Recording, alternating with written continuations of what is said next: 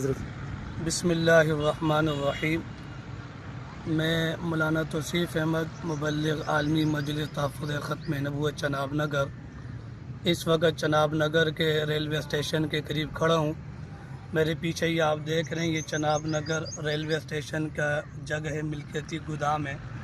ساتھ یہ railway track سرگودے کی طرف جا رہے چناب نگر ریلوے اسٹیشن سے، اور یہ سامنے سگنل ہے۔ تو یہ گودام کے سامنے یہ آپ زمین دیکھ رہے ہیں، تقریباً 4 ایکڑ جگہ ہے۔ قادیانی جماعت اس وقت ان کا ٹینکی بھی کھڑی ہے، ٹریکٹر بھی کھڑا ہے، ان کے بندے بھی کھڑے ہیں۔ تقریباً یہ 4 ایکڑ یا اس سے کم جگہ ہوگی، 3 ایکڑ کے درمیان تک۔ یہاں مرزائی یہ پودے لگا کر ریلوے کی جگہ پر یہ قبضہ کر رہے ہیں۔ پورے چناب نگر میں قادیانی گرین بیلٹ کے نام پر یوں ہی جگہ پر قبضہ کرتے ہیں، اپنے حق میں رپورٹیں دلوا کر اس کو مرزائی جماعت کے نام الاٹ کراتے ہیں۔ تو یہ جگہ اس وقت مرزائی جماعت کل سے کام کر رہی ہے، نہ ریلوے کو معلوم ہے، نہ اداروں کو معلوم ہے۔ یہ وہی جگہ ہے کہ یہاں پر پہلے 2010 تک 30-35 مکانات تھے، مسلمان یہاں موجود تھے اس جگہ پر۔ تو ریلوے والوں نے آپریشن کر کے ان مسلمانوں کو یہاں تو اٹھایا تھا کہ جی یہ ریلوے کی جگہ ہے اور انکروچمنٹ میں آتی ہے۔ تو اس وقت تو ریلوے نے آپریشن کیا تھا۔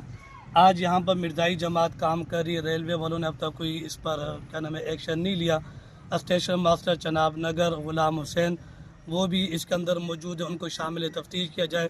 اور میں ریلوے کی انتظامیہ DN فیصل آباد لاہور ان کو بھی متوجہ کرنا چاہتا ہوں کہ اگر یہ ریلوے کی جگہ ہے تو مرزائی جماعت نے کس سے پوچھ کر یہ گرین بیلٹ لگایا اور قبضہ کیا ہے۔ اور اس کے ساتھ ساتھ چونکہ عدالت میں مرزائی جماعت پھر جاتی ہے تو اپنا قبضہ یوں شو کرا کے دیکھو ہمارا یہ گرین بیلٹ ہے، ہمارے درخت لگے ہوئے ہیں، پھر کل کو اپنا قبضہ ظاہر کرا کر وہ اپنے نام الاٹ کراتی ہے۔ تو میں ضلعی انتظامیہ چینی اور تمام اداروں سے گزارش کرتا ہوں کہ اس کے اوپر فی الفور ایکشن لیا جائے اور قادیانی جو قبضہ کر رہے ہیں اس قبضے کو رکوایا جائے، اور چناب نگر میں قادیانی گرین بیلٹ کے نام سے جو قبضہ کرتے ہیں ان کے خلاف فی الفور محکمانہ کارروائی کی جائے۔